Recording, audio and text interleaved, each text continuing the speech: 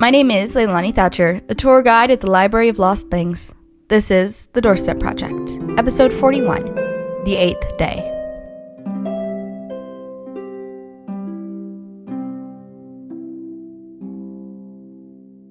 Today, we'll be talking about Hanukkah. To be respectful to Jewish culture, we strive to be accurate to Jewish history and religion. If we get anything wrong or inaccurate, please do not hesitate to reach out to us. We recognize that this celebration is sacred to the Jewish people and do not want to cause any offense or spread any misinformation. Hanukkah is one of the most celebrated holidays around the world, with rough estimates saying that almost 15 million people celebrate every year. There are many ways to celebrate Hanukkah and many traditions to look at.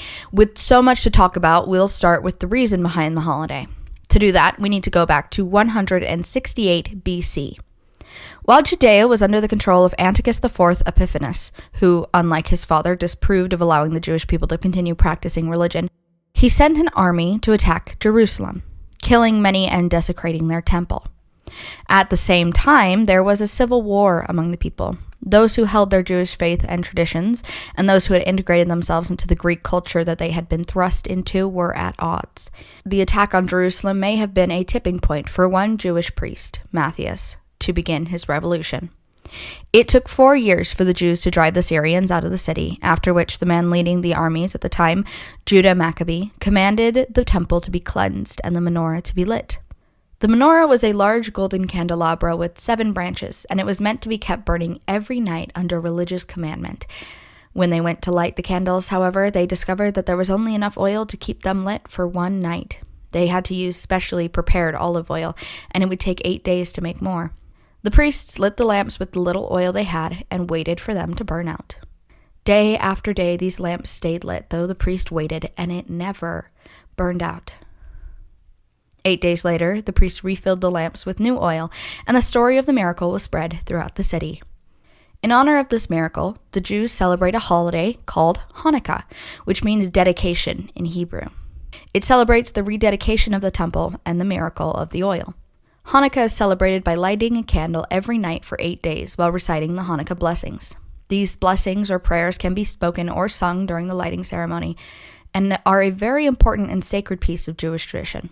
Hanukkah is, of course, a sacred and reverent celebration, but there is no shortage of fun in this holiday. I've read that, unlike many Jewish holidays, there isn't a special synagogue ceremony or meeting for Hanukkah. It's been described as a home holiday, for time with family. Families have big meals together with lots of fried food, good food, might I add. Jelly donuts and latkes, which are potato pancakes, are common Hanukkah foods. Families also play games at this time, most notably dreidel games. A dreidel is a 4-sided top, each side with a Hebrew letter on it. The letters are Nun, Gimel, He, and Shen. The letters combined stand for a Jewish phrase that translates to, "A great miracle occurred there." The games played with this dreidel depends on the family, but the traditional dreidel game is a bit like gambling. Every player starts with an equal number of pieces, whether it be coins, beans, or gelt. To begin each round, each player puts one game piece in the center, often called the pot. Players then take turns spinning the dreidel and following the rules. The letter Nun stands for nothing, so the player does nothing. The letter Gimel stands for everything, meaning that the player gets everything in the pot. Pot now empty, every player must add another game piece to the pot to continue playing. The letter He stands for half. The player gets half the pot. Shin means to put in, so the player must add a piece to the pot. The game ends when one player has all the pieces.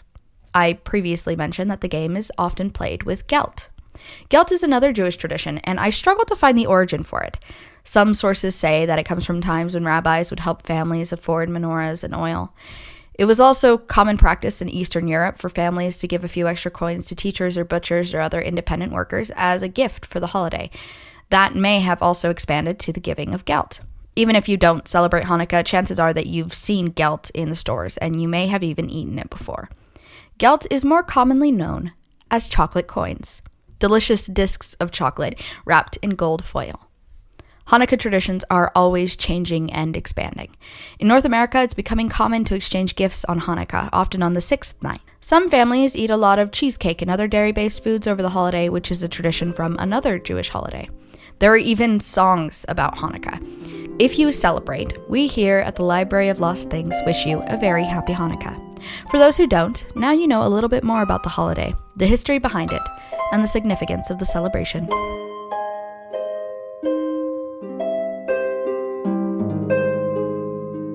Thank you for listening to The Doorstep Project.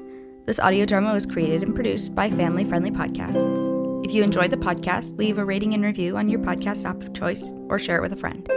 Leilani and the project will be back next week. Until then, write every day. One day, your story could be in a museum.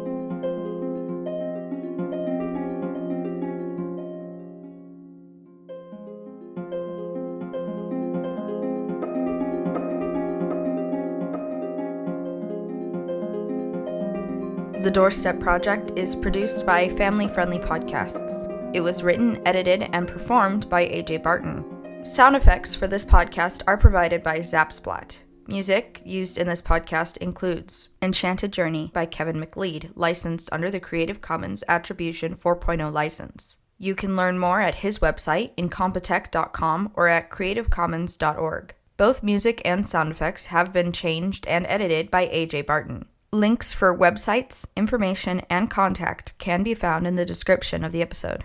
Would you like to submit your story or art to the Doorstep Project? You can find information for story submission at familyfriendlypodcast.com/The Doorstep Project. Information on CC by 4.0 licenses can be found at creativecommons.org.